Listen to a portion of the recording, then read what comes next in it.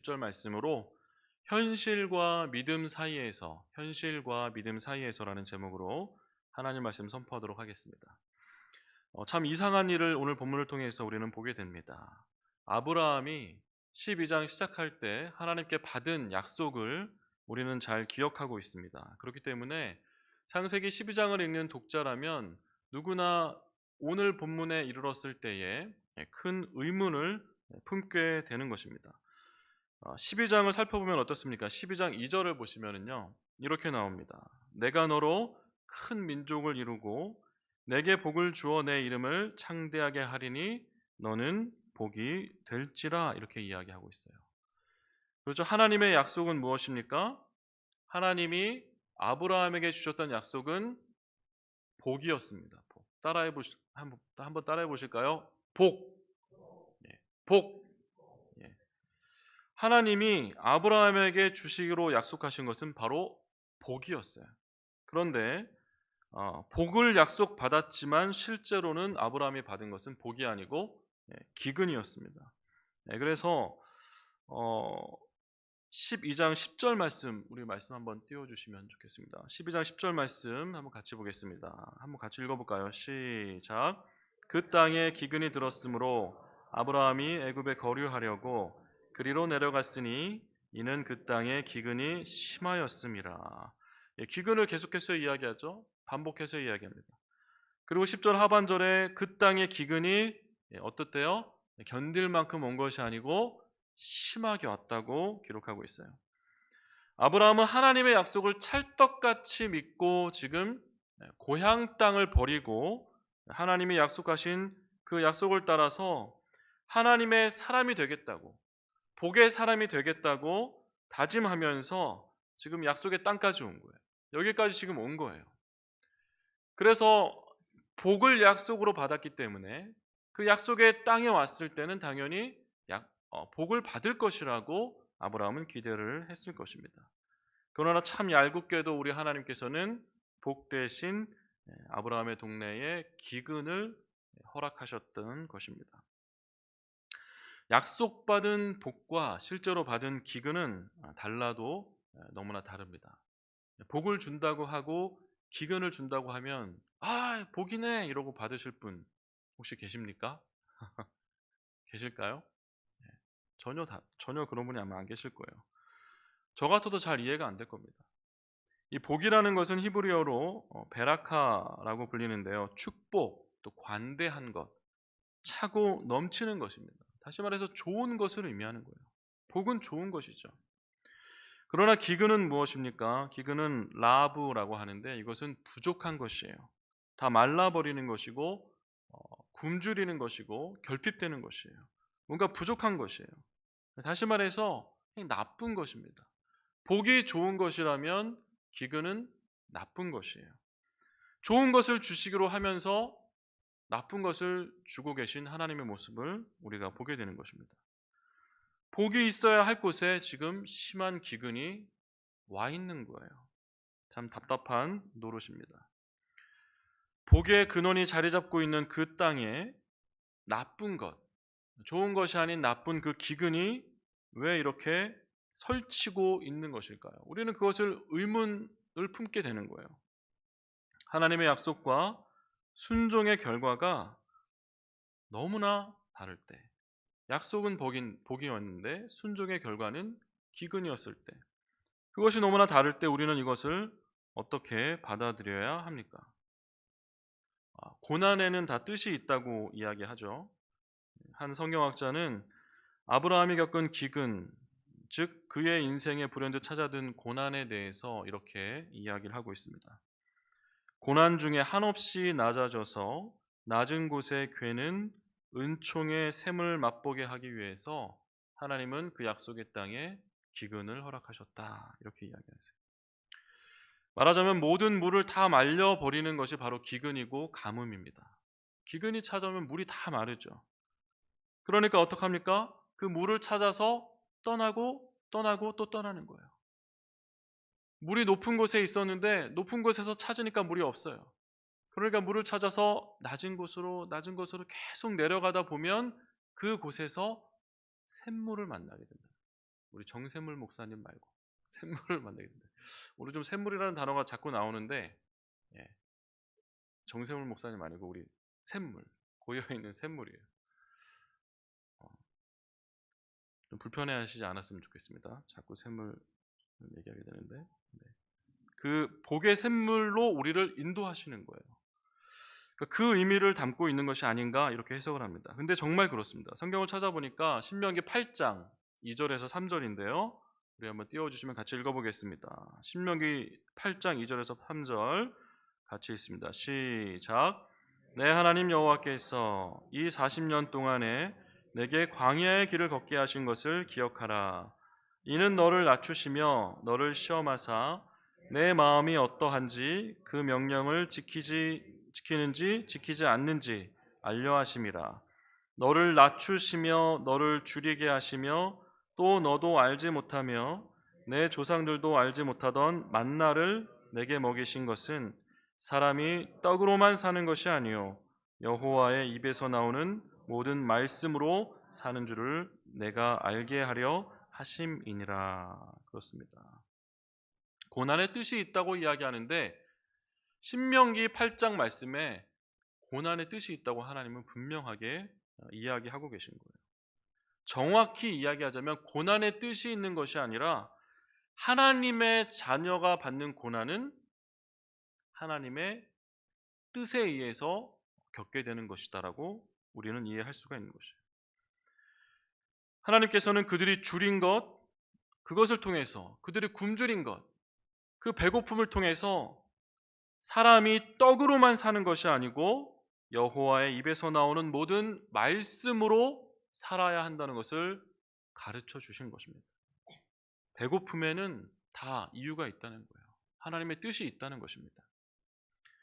사람이 하나님의 자녀로 커가는 과정에는 그렇기 때문에 항상 고난이 있는 것입니다. 그래서 우리는 고난을 두려워할 필요도 없고 고난을 불평할 필요도 없는 것입니다.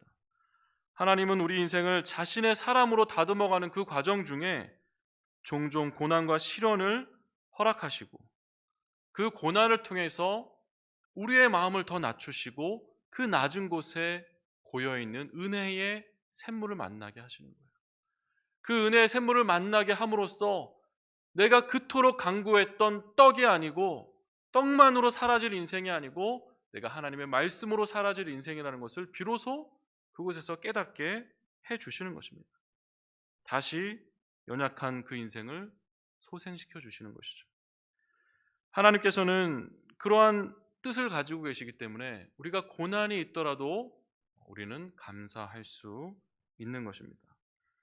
우리가 고난 중에 감사할 이유에 대해서 하나님은 계속해서 말씀하고 계신데요. 우리 신명기 8장 4절과 10절 말씀 띄워주시면 한번 보겠습니다. 같이 읽어보겠습니다. 시작. 이 40년 동안에 내 의복이 헤어지지 아니하고 내 발이 부르트지 아니하였느니라. 내가 먹어서 배부르고 내 하나님 여호와께서 옥토를 내게 주셨으므로 말미암아 그를 찬송하리로다. 그렇죠. 처음엔 굶주린 거예요. 처음엔 광야에 있었던 거예요. 그것이 얼마 동안 있었다는 겁니까? 40년 동안 있었다는 거예요. 그런데 그 40년의 굶주림의 광야의 시간을 보내면서 지나고 나니까 하나님이 뭐라고 말씀하시느냐? 너의 의복이 헤어지지 아니한 것을 넌 알고 있었느냐? 내 발이 부르트지 아니한 것을 너는 알고 있었느냐? 라고 물으시죠. 이제는 너가 먹어서 배부르게 될 것이고 내 하나님 여호와께서 너에게 옥토를 주신 것으로 말미암아 너가 찬송하게 될 것이다. 이렇게 이야기합니다. 고난의 끝은 배부름이고 고난의 끝은 찬송이 된다고 하나님이 말씀해 주시는 거예요. 하나님의 약속은 이것까지 포함된 거예요. 그 약속에는 어떤 고난도 숨겨져 있지만 그 고난의 결국은 복이라는 것이죠. 그래서 하나님은 아브라함에게 복을 약속하셨는데 그 약속하신 복을 기근으로 바꾸어 주신 것이고 그 기근의 끝에 하나님이 감추어 놓은 복이 반드시 있다는 것을 우리는 알아야 하는 것입니다. 40년의 고난이 이스라엘 백성들에게 있었습니다. 우리에게도 있을 수 있어요. 40년의 인생은 아직 살지 않은 분들도 계시겠지만, 그렇죠? 40년의 인생을 훌쩍 넘겨서 살아오신 분들은 이 말이 무슨 의미인지 아마 이해가 되시는 분들도 계실 거예요.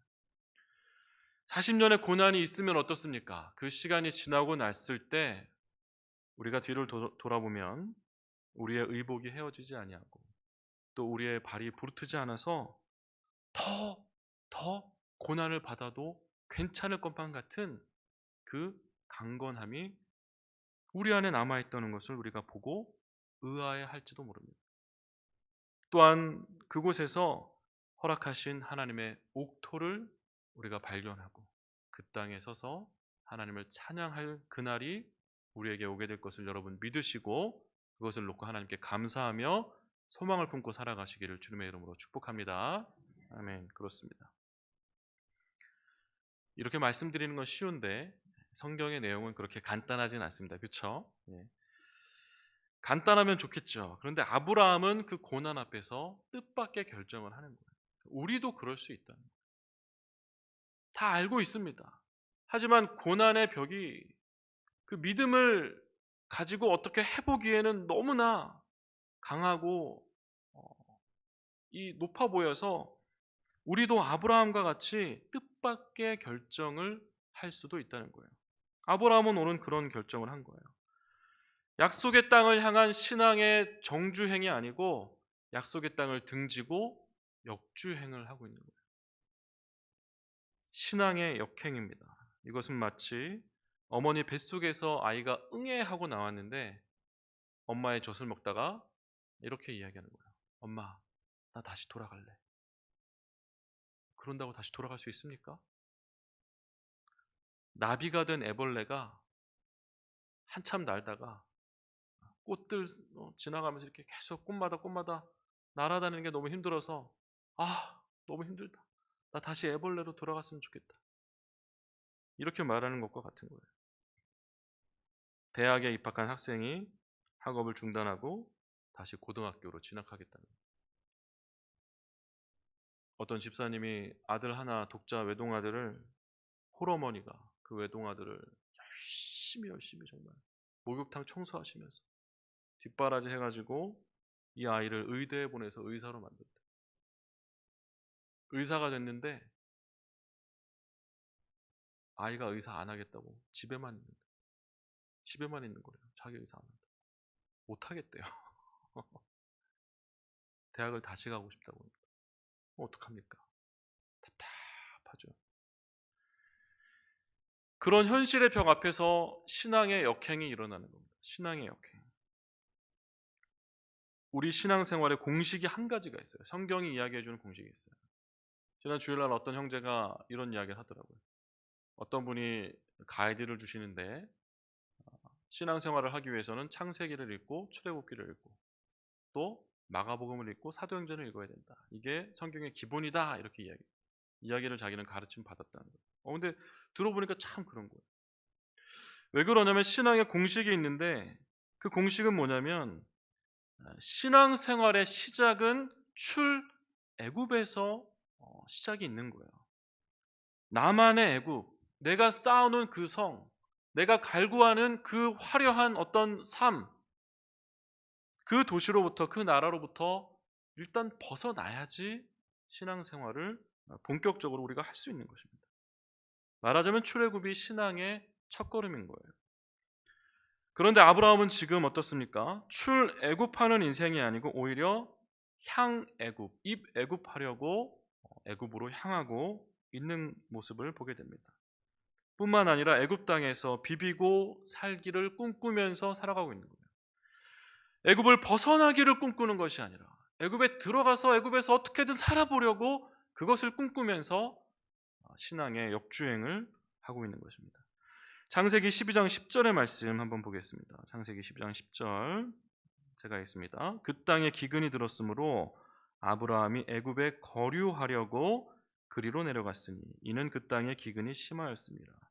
아브라함이 애굽에 뭐 하려고 내려갔다고 성경을 기록합니까? 그 땅에 거류하려고. 표준 세번역은 이렇게 이야기합니다. 아브라함이 이집트에 얼마 동안 몸 붙여서 살려고 이렇게 기록하고 있어요. 참 거류하려고 너무나 잘 적절하게 표현을 해놓은 것 같아요. 몸 붙여서 좀 살려고 그렇죠? 애굽을 비빌 언덕 삼아 살려고 지금 출 가나안 향 애굽 하고 있는 것이죠. 우리가 12장 초반에서 보았던 이 아브라함의 참 멋있는 모습, 그 호연지기, 믿음의 호연지기를 가지고 당당하게 고향을 떠나던 그 모습은 다 어디에 있는 것입니까? 시간이 글쎄 얼마나 지났다고 지금 아브라함의 모습은 친구 따라 강남 가는 참 어린아이, 순진한 어린아이와 같은 그런 철없는 모습을 보여주는 거예요. 신앙의 호연지기는커녕 줏대도 없고 정조도 없는 안타까운 모습입니다. 오늘 말씀의 제목이 현실과 믿음 사이에서라고 앞서 말씀드렸는데요. 현실과 믿음 사이에서 믿음을 택하고 하나님의 약속을 따라 나섰던 그 아브라함이 이제는 믿음을 뒤로 하고 현실을 따라가고 있는 그 모습을 우리가 보게 되는 것입니다. 종교개혁자 루터는 이 아브라함의 모습을 보고 이렇게 평가합니다. 지금과는 너무나 다른 처음에 그 호연지기의 믿음을 가지고 당당하게 고향을 떠나던 그 아브라함의 모습과 그 약속의 땅을 등지고 다시 애굽을 향하는 그 아브라함의 모습이 너무나 다른 거예요. 그 모습을 보고 이렇게 이야기합니다. 아브라함은 지금 그의 시야에서 하나님의 말씀을 몽땅 벗어버렸다. 그 약속을 따라 믿음을 따라 하나님이 주시고자 하는 그 약속을 붙잡고 보지는 못했지만 보여줄 그 땅을 향하여 갈 때는 눈앞에 하나님의 말씀을 보면서 계속 갔던 거예요. 하나님이 나에게 이것을 약속하셨지. 그런데 어떻습니까? 막상 그곳에 딱 도착하고 나니까 하나님의 말씀은 온데간데 없이 사라져버리는 겁니다. 믿음을 가지고 그 땅으로 왔지만 그리고 그 여행길에는 눈에 보이는 것들이 별로 그렇게 마음에 들어오지 않았어요. 그냥 지나치면서 왔습니다. 그런데 막상 그 땅에 도착하고 나니까 이제는 그냥 지나쳐도 될 것들이 그냥 지나쳐지지 않는 것입니다. 눈에 들어오는 게 너무 많은 거예요. 하나님의 말씀을 따라 믿음을 따라 우리가 신앙의 여정을 가다가도 하나님이 약속하신 그곳에 도착하게 되면 우리는 바로 믿음을 버리고 현실에 안주할 수도 있는 것이죠. 아브라함의 모습입니다. 예를 들면 이런 이야기 우리가 많이 하지 않습니까? 잘 이해가 안 되실 것 같아서 조금 유치한 예를 하나 드리면 보통 어떻습니까? 젊은이들이 여러분들도 한 옛날 그때를 생각해 보십시오. 이게 뭐 남자와 여자가 젊은 남자 여자가 이제 서로 이렇게 좋아서 막 연애도 하고 데이트도 하고 그러잖아요. 결혼을 하는 이유가 딱 이거예요, 그렇죠? 집에 들여보내기 싫어서, 그렇죠? 영화도 보고 이제 차도 마시고 있는데 이제 집에 가야 되는 거예요. 막 집에서 전화 와요, 자꾸. 신경 쓰이고 막 그것 때문에 싸우고 막 그게 싫으니까 어떡해요? 예. 야, 이럴 바에 우리 그냥 같이 살자. 결혼해서 같이 살자. 이렇게 그냥 서로 마음이 맞아서 결혼하는 거잖아요. 그런데 어떻습니까? 이렇게 다들 이렇게 표정이 안 좋으세요. 기억이 안 나세요? 연애 때 시절을 한번 생각을 해보세요. 얼마나 좋으셨어요. 옆에 부인이 있으시면 손도 한번 꼭 잡아보시고 얼마나 좋으셨어요. 근데 어떻습니까? 결혼하면, 그렇죠? 결혼식 딱 다음 날부터 뭐가 시작되죠? 예, 아주 그냥 달콤했던, 그렇죠? 달콤했던 그 데이트 시절은 다 끝나고 현실이 바로 시작됩니다. 결혼하자마자. 그러니까 하나님의 약속을 따라서 내가 아직 그 땅에 도착하기 전에는, 하나님의 약속이 내 삶에 이루어지기 전에는 하나님의 말씀을 붙잡고 간절히 붙잡고 계속해서 거기를 향하여 가는 거예요. 그런데 그 약속이 이제 현실이 되고 나니까 이제 약속은 보이지가 않고 현실만 보이는 거예요. 현실이 바로 시작돼 버리는 겁니다. 그러니까 어떻습니까? 지금 가뭄이 찾아오니까 가뭄이 견딜 수 없을 만큼 크게 다가오는 것이죠. 더군다나 이제 상황이 어땠을 것 같습니까? 앞집에 있는 사람도, 옆집에 있는 사람도, 뒷집에 있는 사람도 가뭄을 피해서 물의 나라, 물의 도시 이집트로 향했을 거예요. 이집트 나일강 삼각주로 아주 유명하지 않습니까? 뭐 찾아보니까 어떤 사전에서는 나일강 삼각주가 세계에서 가장 큰 삼각주다 이렇게 이야기를 하고, 아니다, 뭐 인도에 있는 어디가 뭐 가장 큰 삼각주다, 그렇게 해도 나일강 삼각주가 세계에서 5손가락 안에 들더라고요. 어쨌거나 어마어마하게 큰 삼각주입니다. 그래서 이 면적이 얼마나 되나 찾아보니까 나일강이 흘러내려서 만든 그 삼각주, 여러분 다 사회 시간에 배우셨죠? 네, 지리 시간에 배웠나요? 아무튼 배우셨는데 그 삼각주가 우리 남한만 해요. 남한만 해요. 저도 그렇게 큰지 몰랐어요. 삼각주가 남한만 해요. 그러니까 물이 만들어낸 그 땅이 남한만 하다는 거예요. 그리고 아마 이제 성지순례나 이렇게 가보신 분들은 아시겠지만, 이제 이집트를 이렇게 왔다 갔다 하다 보면은 계속해서 물이 보입니다. 이 한강 같은 강들이 수도 없이 많이 보여요. 그리고 뭐 그거보다 크고 작은 이런 물줄기는 그냥 노상 있는 거예요. 그 다리가 계속 나와요. 다리를 건너고 저기로 가면 또 집들이 막 있고, 또 건너면 집들이 막 있고, 그냥 계속 물이 나오고 물이 나오고 물이 나오고. 다시 말해서 뭐냐면 그 땅은 절대로 기근이 들 수 없는 땅인 거예요. 물론 기근이 들었다는 역사가 뭐 기록이 되어 있다고는 해요. 한번 뭐 대기근이 한번 들어가지고 이집트가 힘든 적이 있었다. 그리고 그 시점이 지금 여기서 아브라함이 당한 그 기근과 비슷한 시점이다, 이렇게 성경학자들이 이야기하는 경우도 있습니다. 뭐 어쨌거나 그 정확한 연대는 우리가 추론하기 어려우니까 그 땅에 기근이 찾아온다고 해도 마르기가 힘든 거예요. 마르는 게 오히려 기적이에요. 그럴 만큼 이 나일강 삼각주에는 그냥 물줄기가 바로 그냥 지나면 또 물줄기 계속해서 나오는 것이 바로 이 땅인 거예요. 그러니까 거대한 강줄기가 흐르는 그곳, 정말 물이 넘치는 그곳으로 한둘이 갔겠단 말이죠. 그러니까 아브라함도 이제 하나님 약속은 온데간데없고 그냥 그들을 따라서, 그들이 가는 곳을 따라서 아브라함도 애굽을 향하게 되는 것입니다. 여기서 보여주는 이 아브라함의 실수가 곧 우리가 범할 수 있는 실수이기도 하다는 거예요. 믿음과 현실의 괴리에서 우리는 자주 고민하게 되죠. 그때 우리는 일반적으로 소위 말하는 땅의 먹거리를 구하면서 결국 하늘의 양식을 뒤로 하는 그 실수를 범하고 마는 것입니다. 땅의 양식을 구하지 말라는 것이 아니죠. 떡으로만 사는 것이 아니라고 얘기했어요. 떡을 먹지 말라고 하신 게 아니에요. 떡으로만 사는 것이 아니라는 것은 떡으로 살아야 된다는 이야기예요. 그래서 우리는 땅의 먹거리를 위해서 열심히 또 일도 하고 땀도 흘리고 농사도 짓고 경제활동을 해야 돼요. 그러나 중요한 것은 뭐냐면 그 땅의 떡이 아무리 많아도 하늘나라 가는 데는 소용이 없다는 거예요. 땅의 떡이 제 아무리 많아도, 세계에서 가장 많아도 천국 가는 데는 티끌만큼의 도움도 안 된다는 거예요. 이것을 알아야 한다는 것입니다. 그런데 어떻습니까? 우리는 현실을 만났을 때 그 현실의 벽에 막혀서 하늘의 양식을 다 뒤로 하고 땅에 먹거리만을 구하면서 나아가는 그 실수, 아브라함이 범한 실수가 곧 우리의 실수가 될 수도 있다는 것입니다. 또 나아가서 아브라함은 한 가지 큰 실수를 보여주고 있습니다. 한 사람의 인격체로, 또 한 사람의 남편으로, 또 한 사람의 신앙인으로 너무나 여물지 못한 미성숙한 모습을 보여주고 있죠. 무엇입니까? 현실을 쫓아서 지금 이집트로 내려가는 그 길에, 물을 이제 풍족하게 얻으려고 내려가는 그 길에 아브라함은 뭔가 이 머리가 복잡해지는 거예요. 계산이 막 자꾸 일어나요. 참 보기 안 좋습니다. 이런 모습, 그렇죠? 가장 큰 아브라함의 고민이 성경에 나타납니다. 해를 당할 두려움이 아브라함에게 있었던 거예요. 사례가 너무 예뻤나 봐요. 그렇죠?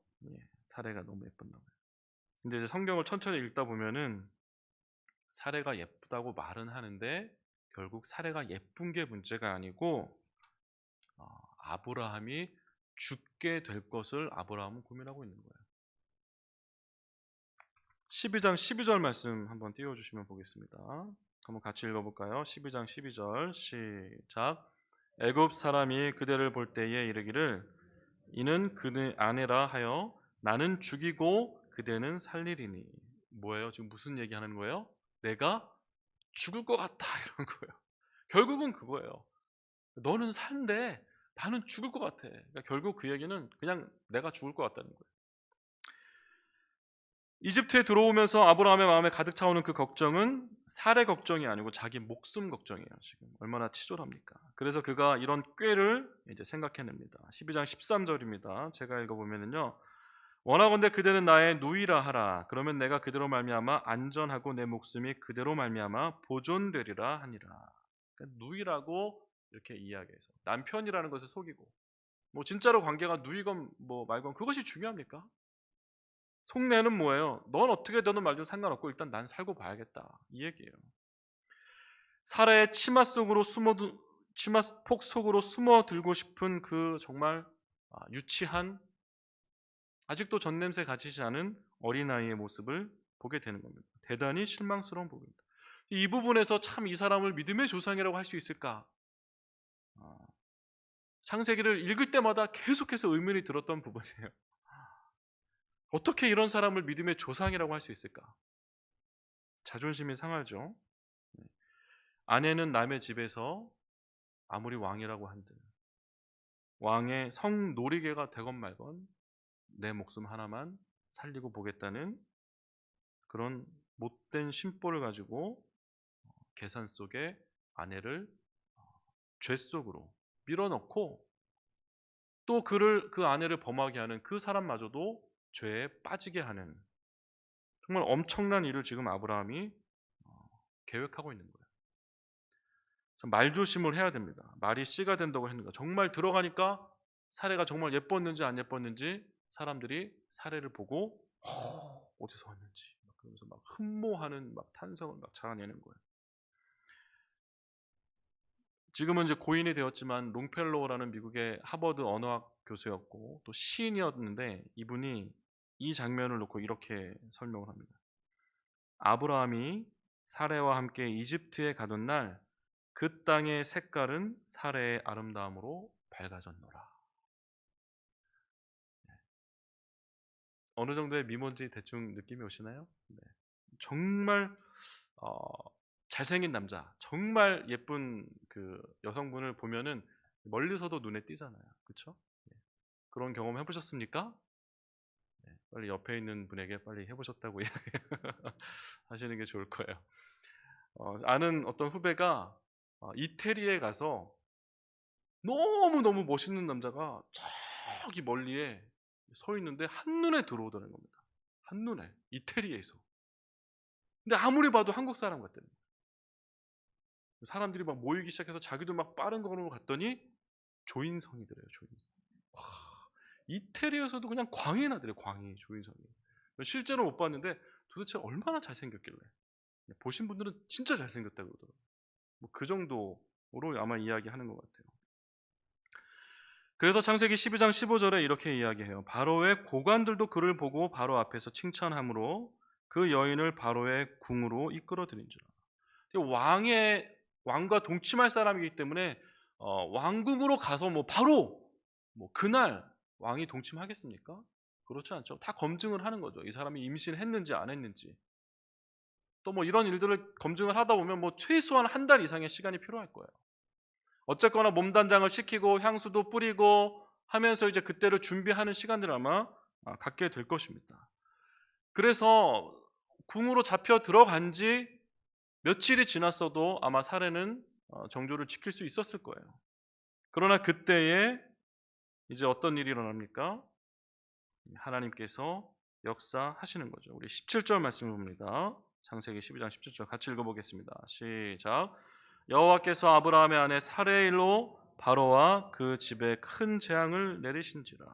그렇습니다. 여호와께서 아브라함의 아내 사레의 일로 바로와 그 집에 큰 재앙을 내린 거예요. 지금 누가 잘못했습니까? 아브라함이 잘못했어요? 바로가 잘못했어요? 아브라함이 잘못했어요. 근데 하나님이 재앙을 어디에 내리고 계세요? 바로의 집에 내리고 계십니다. 하나님 참 알 수가 없어요. 그쵸?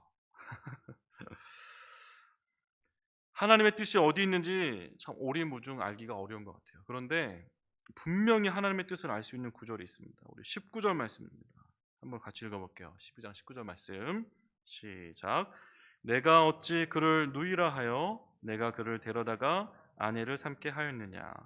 내 아내가 여기 있으니 이제 데려가라 하고. 이 말은 지금 누가 한 거냐면 바로가 아브라함에게 한 말이에요. 근데 이 말을 곰곰이 씹어 보십시오. 그래서 많은 이 해석을 하는 성경학자들은 이 말이 하나님이 바로의 입을 통해서 아브라함을 꾸짖기 위해 하신 말이다, 이렇게 해석을 합니다.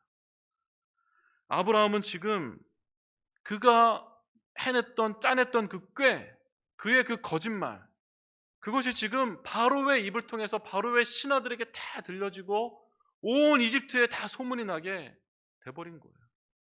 그의 거짓이, 그의 얄팍한 꾀가 지금 백일하에 다 드러나고 만 거예요. 뜻밖의 순간이었고 뜻밖의 장소에서 뜻밖의 사람을 통해서 아브라함이 품었던 하나님의 뜻에 어긋난 그 죄가 드러나게 된 것입니다. 그 순간 아브라함은 매우 큰 부끄러움을 아마 느꼈을 것이에요. 그렇게 하나님께서는 그를 부끄럽게 하시고 그의 정곡을 찌르셔서 그의 걸음을 돌이키셨던 겁니다. 믿음을 등지고 향애굽하는 아브라함을 다시 약속의 땅을 향하여 출애굽하여 갈 수 있도록 그의 양심을 찌르신 것이에요. 이 부분이 참 은혜로운 부분인 것 같습니다. 그리고 이 부분으로 오늘 말씀의 결론을 맺으려고 합니다. 구름 기둥과 불 기둥으로 40년 광야에서도 이스라엘 백성을 인도하신 하나님을 우리는 알고 있습니다. 40년 동안 한결같은 모습으로 이스라엘 백성들을 구름 기둥과 불 기둥으로 인도하셨습니다. 현실과 신앙 사이에서 고민하고 방황하다가 결국 쫓아간 그 현실의 끝에서 우리는 결국 그곳까지 함께 따라오신, 그곳까지 우리와 함께 하시고 우리를 인도하신 바로 그 하나님을 만나게 될지도 모른다는 것입니다. 아브라함처럼 말이죠. 하나님은 다시 뜻밖의 순간, 뜻밖의 장소, 뜻밖의 사람을 통해서 우리 마음속에 도사르고 있는 그 죄를 깨닫게 하시고 신앙을 등지고 애굽을 향하여 나아가고 있는 우리 인생을 깨닫게 하시고 우리의 민낯을 드러내셔서 하나님을 향하여 다시 유턴하여 우리의 걸음을 옮기게 하는 그 은혜를 우리에게 허락하신다는 것이에요. 하나님이 우리를 작정하시면 하나님은 40년이 지나도 400년이 지나도 포기하지 않으신다는 것입니다. 이것을 믿으시기를 주님의 이름으로 축원합니다. 우리를 복의 길로 인도하시는 분이 바로 우리 하나님입니다. 혹여나 복이 약속된 곳에 찾아온 기근으로 고민하고 계신 분들이 계십니까? 현실과 신앙 사이에서 괴로워하는 분들이 혹여나 계십니까? 두려워하지 마시고 아무 걱정하지 마시고 물은 다 말라버릴 수 있을지 모르지만 그것을 피해서 가다가 만난 그 낮은 곳 샘물에서 그곳이 은혜의 샘물이고 그것이 곧 나의 축복의 자리였음을 깨닫고 다시 하나님을 향하여 걸음을 옮길 수 있는 우리의 복된 인생 모두가 될 수 있기를 주님의 이름으로 축원합니다. 아멘. 기도하시겠습니다.